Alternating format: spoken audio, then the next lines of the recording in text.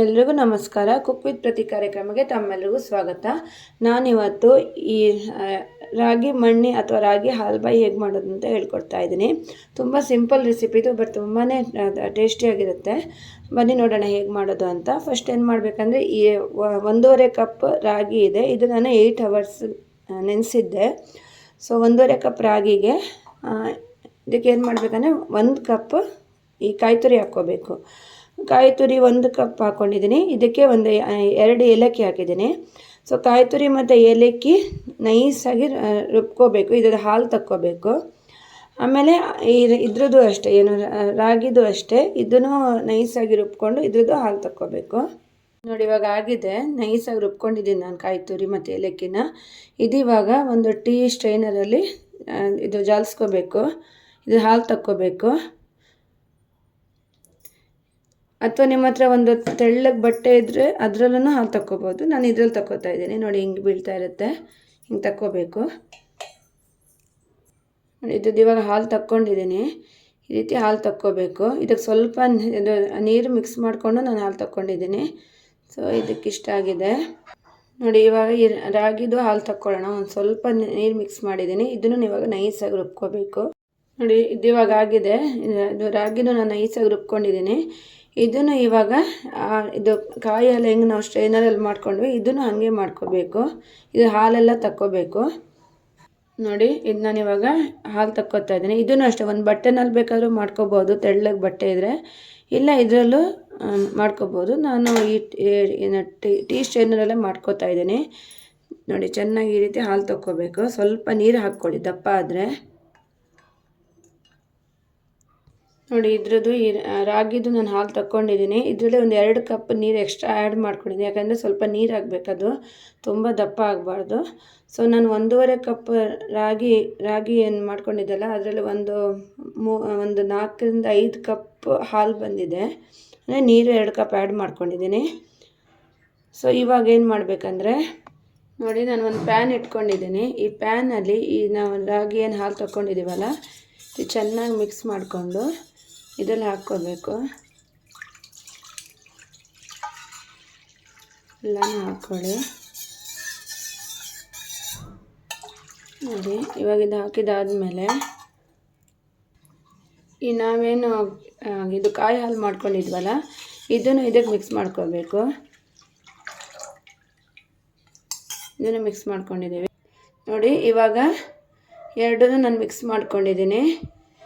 ಇದು ಒಂದು ಮೀಡಿಯಮ್ ಫ್ಲೇಮಲ್ಲಿ ಚೆನ್ನಾಗಿ ಈ ರೀತಿ ಕೈ ಆಡಿಸ್ತಾನೇ ಇರಬೇಕು. ಯಾಕಂದರೆ ಇದು ದಪ್ಪ ಆಗುತ್ತೆ.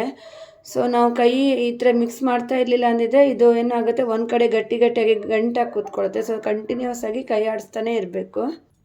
ನೋಡಿ, ಇವಾಗ ಇದಕ್ಕೆ ಏನು ಮಾಡಬೇಕು, ಇದೇ ಕಾಯಿ ನಾವು ರಾಗಿ ಹಾಲು ಮಾಡ್ಕೊಂಡಿದ್ದೀವಲ್ಲ, ಇದಕ್ಕೆ 1 ಕಪ್ ಬೆಲ್ಲದ ಪೌಡ್ರ್ ಹಾಕಿದ್ದೀನಿ. ಬೆಲ್ಲನೂ ಹಾಕ್ಕೋಬೋದು.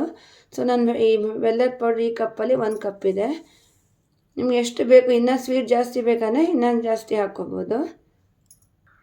ಇದಕ್ಕೆ ಒಂದು ಸ್ವಲ್ಪ ಅರ್ಧ ಸ್ಪೂನಷ್ಟು, ಚಿಕ್ಕ ಸ್ಪೂನಲ್ಲಿ ಒಂದು ಅರ್ಧ ಸ್ಪೂನು ಉಪ್ಪು ಹಾಕ್ಕೊಳ್ಳಿ. ಯಾಕಂದರೆ ಸ್ವಲ್ಪ ಟೇಸ್ಟಿಗೋಸ್ಕರ, ಸ್ವೀಟಿಗೆ ಸ್ವಲ್ಪ ಉಪ್ಪು ಹಾಕಿದ್ರೆ ಟೇಸ್ಟ್ ಬರುತ್ತೆ, ಅಂದರೆ ಚೆನ್ನಾಗಿ ಟೇಸ್ಟ್ ಬರುತ್ತೆ.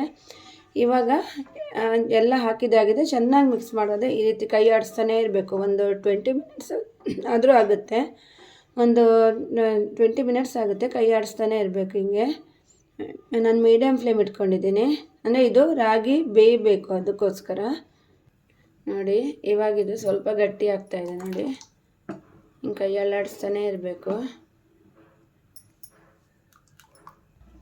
ನೋಡಿ, ಇವಾಗಿದು ಗಟ್ಟಿಯಾಗಿದೆ. ನೋಡಿ, ಇಷ್ಟು ಗಟ್ಟಿ ಆಗುತ್ತೆ. ಒಂದು 15 ಮಿನಿಟ್ಸ್ ಆಗಿದೆ ಅಷ್ಟೇ. ನೋಡಿ, ಚೆನ್ನಾಗಿದು ಕುದಿ ಬರಬೇಕು. ಒಂದು 5 ನಿಮಿಷ ಈ ರೀತಿ ಕುದಿ ಬರ್ತಾ ಇರಬೇಕು. ಇವಾಗ ಇದು ಕೈ ಬಿಟ್ಟರೆ ಆಗುತ್ತೆ. ನೋಡಿ, ಹಿಂಗಾಗತ್ತಿದು. ನೋಡಿ, ಇದು ಇವಾಗ ಆಗಿದೆ. ಇವಾಗ ಗ್ಯಾಸ್ ಆಫ್ ಮಾಡ್ಕೊಳ್ಳೋಣ. ಚೆನ್ನಾಗಿ ಬೆಂದಿದೆ ಇದು. ನೋಡಿ, ಇದಕ್ಕೆ ಇವಾಗ ಒಂದು ಪ್ಲೇಟ್ ಅಥವಾ ಯಾವುದಾದ್ರೂ ಒಂದು ದೊಡ್ಡ ಪ್ಲೇಟಲ್ಲಿ ಸ್ವಲ್ಪ ತುಪ್ಪ ಹಾಕ್ಕೊಂಡಿದ್ದೀನಿ. ತುಪ್ಪ ಹಾಕಿದಾದ್ಮೇಲೆ ಇದು ಚೆನ್ನಾಗಿ ಈ ರೀತಿ ಇದು ಸವರ್ಕೋಬೇಕು. ಯಾಕಂದರೆ ಅದು ಏನು ನಾವು ರಾಗಿ ಮಣ್ಣಿಯನ್ನು ಮಾಡಿದ್ದೇವಲ್ಲ, ಇದಕ್ಕೆ ಹಾಕ್ಕೊಳ್ಳೋದು. ಇದಕ್ಕೂ ಒಂದು ಸ್ವಲ್ಪ ಹಾಕ್ಕೊಳ್ಳಿ ತುಪ್ಪ. ನಾನು ಆವಾಗ ಹಾಕಕ್ಕೆ ನಂಗೆ ಮರ್ತೋಯ್ತು. ಸೊ ಒಂದು ಅರ್ಧ ಸ್ಪೂನ್ ಅಥವಾ 1 ಸ್ಪೂನ್ ತುಪ್ಪ ಹಾಕ್ಕೊಳ್ಳಿ. ಹಾಕ್ಕೊಂಡು ಮತ್ತೊಂದು ಸಲ ಮಿಕ್ಸ್ ಮಾಡ್ಕೊಳ್ಳಿ, ಚೆನ್ನಾಗಿ ಫ್ಲೇವರ್ ಬರುತ್ತೆ ಅಂತ. ಇವಾಗಿದು ಇದಕ್ಕೆ ಹಾಕ್ಕೊಳ್ಳೋಣ. ನೋಡಿ ಈ ರೀತಿ ಹಾಕ್ಕೋಬೇಕು.